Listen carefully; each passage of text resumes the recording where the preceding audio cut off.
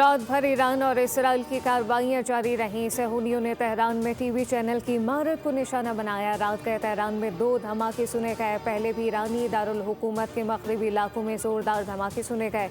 Tehran की फिजाओं में मौजूद इसराइली तैयारों पर मिसाइल दाग दिए। इत्तलात के मुताबिक एक इसराइली जंगी तैयारा ईरानी मिसाइल की जद में आने से महज चंद लम्हों के फर्क से बच निकला।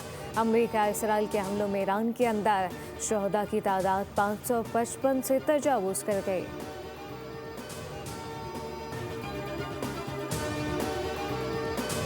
ब्यास में अमरीकी सिफारत खाने पर हमला। 2 ड्रोन अमरीकी सिफारत खाने से टकराए। ड्रोन टकराने के बाद इमारत में आग लग गई। अमरीकी सिफारत खाने की इमारत को जुज़वी नुकसान पहुंचा। रात गए कतर का दारुल हुकूमत दोहा धमाकों से गूंज उठा। अल जज़ीरा के मुताबिक दोहा में लगातार 5 धमाके सुने गए। कतर ने ईरान के 5 तैयारे मार गिराने का दावा किया था। अबू ज़ैबी में भी धमाकों की आवाज़ें सुनी गईं।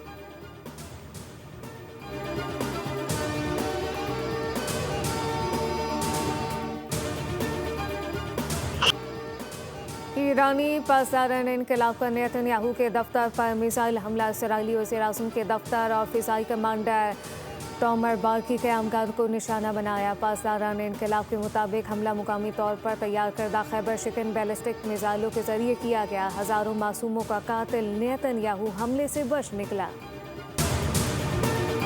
अमरीका के 3 F-15 तैयारे कुवैत में तबाह। अमरीकी सेंटकॉम ने तस्दीक कर दी। कहा अमरीकी तैयारे फ्रेंडली फायर का निशाना बनकर तबाह हुए। कुवैती दिफाई निज़ाम ने गलती से अमरीकी तैयारे मार गिराए। तैयारों में तमाम 6 पायलट महफूज हैं जिन्हें अस्पताल मुंतकिल कर दिया गया। उधर ईरान ने कुवैत में अमरीकी फौजी अड्डा तबाह कर दिया। बहरीन में मौजूद अमरीकी फौजी अड्डे पर भी ड्रोन हमलों से शदीद नुकसान पहुंचा। ईरान ने दावा किया कि खित्ते में मौजूद अमरीकी फौजी अड्डों को निशाना बनाकर बड़े पैमाने पर नुकसान पहुंचाया है।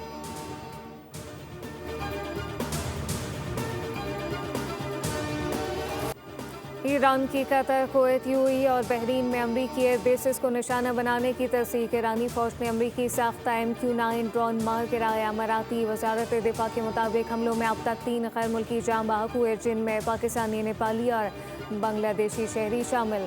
58 अफराद जख्मी हुए। बहरीन में अमरीकी अहदाफ पर हमले में एक एशियाई शहरी हलाक हो गया। अबू ज़ैबी में साहिल के करीब इसराइली रहायशियों की इमारत पर हमले में 2 इसराइली जख्मी हो गए।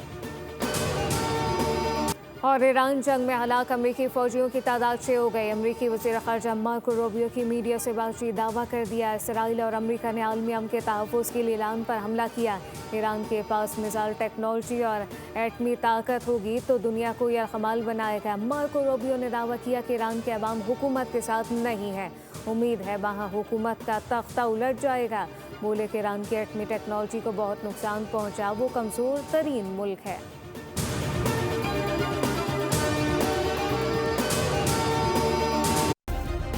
सब्सक्राइब करें और बेल दबाएं ताकि कोई खबर रह न जाए।